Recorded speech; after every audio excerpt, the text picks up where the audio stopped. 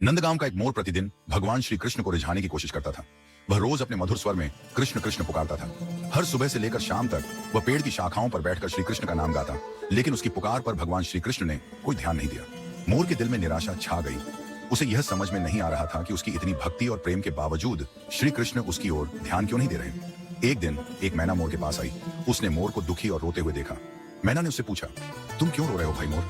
तुम्हारी आंखों में आंसू क्यों हैं? मोर ने अपनी व्यथा सुनाई और कहा, मैं इतने दिनों से श्री कृष्ण को पुकार रहा हूँ।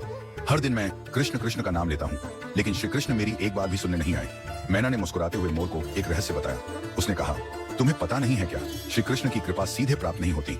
अगर तुम सच में उनकी कृपा पाना चाहते हो तो पहले उनकी प्रिय राधा रानी की शरण में जाओ। राधा रानी की कृपा के बिना श्री कृष्ण तक पहुंचना बहुत कठिन है। जब राधा रानी तुम पर कृपा कर देंगी तो श्री कृष्ण स्वयं दौड़े चले आएंगे। मोर ने मैना की सलाह को ध्यान से सुना और तुरंत निर्णय लिया कि अब वह राधा रानी के चरणों में जाएगा। वह बरसाने की ओर चल पड़ा। बरसाना, जहाँ राधा रानी का निवास स्थान है, वहाँ पहुंचकर मोर ने राधे राधे का नाम लेना शुरू किया। अब वह कृष्ण कृष्ण के बजाय राधे राधे का मधुर उच्चारण करने लगा। उसकी आवाज में अब पहले से अधिक प्रेम और समर्पण था। राधा रानी ने मोर की पुकार सुनी और उसकी भक्ति से प्रसन्न हो गई।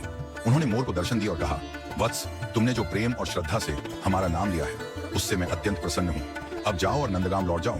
देखना, श्री कृष्ण स्वयं तुम्हारे पास दौड़े आएंगे। मोर को राधा रानी की कृपा का आशीर्वाद मिल गया था। उसका हृदय आनंद और भक्ति से भर गया। वह खुशी खुशी नंदगांव लौट आया और वहां जाकर पुनः गाना शुरू किया। लेकिन इस बार वह राधे राधे का जाप कर रहा था। उसकी आवाज और भी मधुर और भावपूर्ण हो गई थी। जैसे ही मोर ने राधे राधे का जाप शुरू किया, एक अद्भुत चमत्कार हुआ। भगवान श्री कृष्ण, जो अब तक उसकी कृष्ण कृष्ण की पुकार पर नहीं आए थे, इस बार तुरंत दौड़े चले आए। वह खुशी खुशी मोर के पास पहुंचे और उसे अपनी गोद में उठा लिया। श्री कृष्ण ने मोर से प्रेम पूर्वक कहा, अरे प्यारे मोर, आज तुमने वह नाम लिया है जो हमारे लिए सबसे प्रिय है। राधा का नाम सुनकर हम स्वयं को रोक नहीं सके और तुम्हारे पास दौड़े चले आए। राधा का नाम हमारे लिए सबसे पवित्र है। श्री कृष्ण ने मोर से आगे कहा, तुमने हमारे कानों में राधा का नाम गूंजाया है, इसलिए आज से हम तुम्हारे ऋणी हो गए हैं। अब से तुम्हारा पंख हमारे मुकुट का हिस्सा बनेगा। यह कहकर श्री कृष्ण ने मोर के सुंदर पंख को अपने मुकुट में सजा लिया।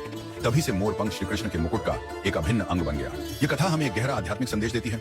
राधा रानी का नाम केवल उच्चारण मात्र नहीं है, बल्कि यह प्रेम, भक्ति और समर्पण का प्रतीक है। जब कोई भक्त राधे राधे कहता है तो वह राधा रानी की कृपा को प्राप्त करता है और श्री कृष्ण की कृपा भी स्वतः मिल जाती है। श्री कृष्ण के लिए राधा का नाम सबसे प्रिय है। यही कारण है कि भगवान ने स्वयं यह स्वीकार किया कि जो भक्त राधे राधे कहता है वह उनके दिल के बेहद करीब होता है। आज भी जब कोई व्यक्ति वृंदावन या बरसाने में जाता है तो वहां का हर गली कूचा राधे राधे की गूंज से भरा होता है। वृंदावन के भक्त कहते हैं, जो वृंदावन धाम में रहता है और राधे राधे का नाम लेता है, उसे श्री कृष्ण की कृपा अवश्य प्राप्त होती है।